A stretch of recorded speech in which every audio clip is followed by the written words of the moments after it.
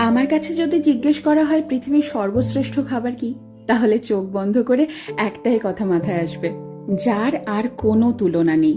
আমরা মধ্যমগ্রাম বাজার গিয়ে একেবারে বর্ষার ইলিশ কিনে এনেছি। একটু নুন আর হলুদ মাখিয়ে সর্ষের তেলে ভেজে নিয়েই সাথে গরম ভাত, কাঁচা লঙ্কা আর ইলিশ মাছ ভাজার তেল। সত্যি কথা বলো, বাঙালির কি আর কিছু লাগে? এই দিয়ে তো পুরো প্লেট খালি। আমার মা যেহেতু স্কুল শিক্ষিকা, তাই অনেক সময় এমন হয়েছে ঘটা করে রান্না করার সময়ই পাইনি। আর সে সময় যদি বাড়িতে ইলিশ মাছ থাকতো, তাহলে এই ইলিশ মাছ ভাজা দিয়ে কত তৃপ্তি করে খেয়ে উঠেছি সবাই।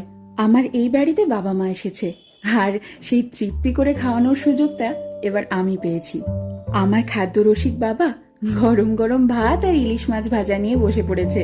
দেখো কত মজা করে খাচ্ছে, দেখেও যেন তৃপ্তি আসছে আমার।